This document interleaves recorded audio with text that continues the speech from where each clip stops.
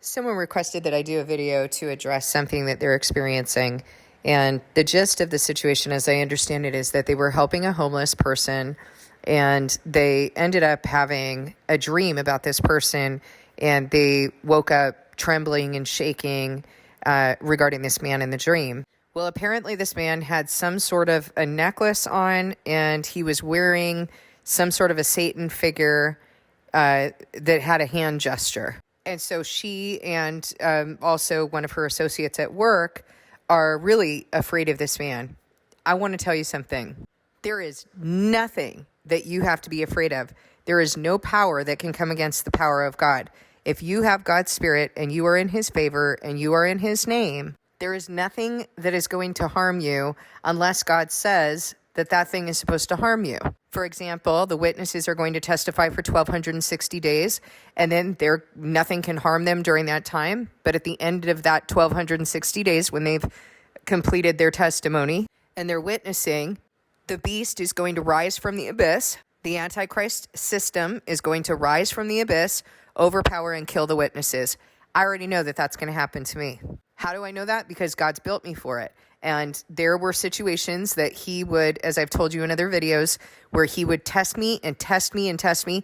And He would allow the enemy to scare me with certain things that could happen. From time to time, that still happens because He's testing me and He's building me and He's making sure that I'm still in this thing. But in the beginning, when He would do it, it happened pretty frequently. I had to be brought into a position where I was willing to give up everything because I just might lose everything for what I'm doing.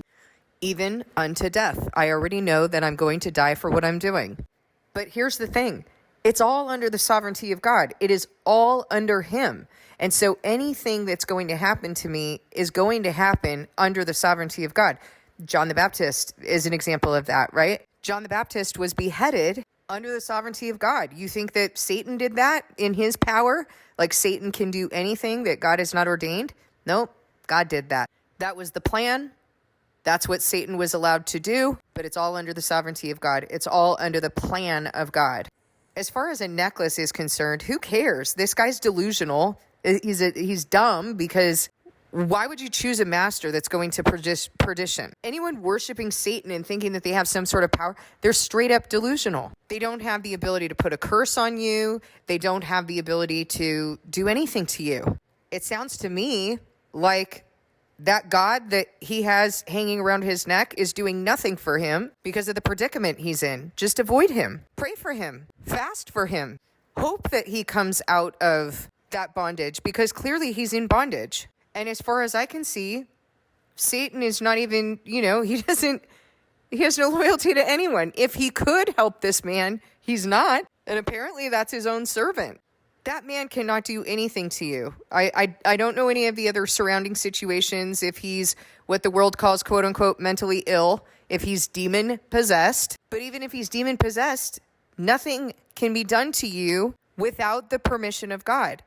You have to get to a place where you believe that. You have to get to a place where you know that the power in you is greater than any power in the world. That your protection and security are in God alone. So start coming against that power. Start praying for him. Fast for him. Do that with your friend. See if God does something through that. One thing that I know that he will do is if you pray for him to turn your heart and you pray for him to understand the heart that you're supposed to have, the understanding you're supposed to have, and then you receive that from him, he's going to build you. He's going to build you so that you're not afraid. And here's the thing, is that most of you are going to be here for the Antichrist reign. And you need to start being built to have that confidence in God. Your confidence, your security needs to be in him. And if it's not, you're not going to be able to stand. So he may be using this situation actually to build you. But go to him and ask him, how are you using this situation? There is nothing, not even the things that you think are mundane or arbitrary. There's nothing that is happening in your life that God is not doing something with. But as far as this guy having any power to harm you or anything else, here's the scripture that comes to mind. Isaiah 26:18. We were with child, we writhed in labor, but we gave birth to wind. I mean, every time I read that, and I don't know if this is what they mean, but I think that's like passing gas. And as far as Satan and his kingdom is concerned, it's wind. They literally can't do anything. You know, there's a time when Jesus says to the people who are arresting him, I was with you in the temples. I was among you day after day, and now you show up with clubs. But he follows it up by saying, but this is your hour when darkness reigns. There's going to be a time when the Antichrist is able to persecute and kill God's people. That time is coming, and it's coming up quickly. And so God is going to build you for that. He's going to build you to be able to endure that. Not only to endure it, but to stand, to endure whatever is going to happen, even unto death. You have to know that an hour is coming where darkness is allowed to reign. 42 months is coming where darkness is allowed to reign. But nothing will happen to you without the sovereign plan of God. And so you've got to take that up with him. You really do. But right now, I don't think this guy can do anything to you. I think it's being used to build you. Go receive that, discern it with God. What I see is that people become unreasonably afraid of the occult and Satan worshipers and things like that. Literally, this is, again, the verse that comes to mind. They're just gas. They have no power. And by the way, it's not even the Satan worshipers who are going to have power. It is counterfeit Christianity.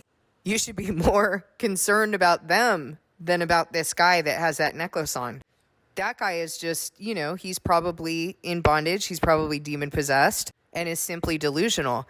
Counterfeit Christianity, they are more dangerous than anyone, and they are going to be given power to reign. I hope that answers your question. I hope it makes you feel better, but also, above all, I hope that you will bring this back to God and receive what he's doing, because he's trying to teach you something right now. And I think it'll be a good opportunity for you and your colleague to grow in this, individually, and then come back and share your testimony. Thank you for listening. God bless.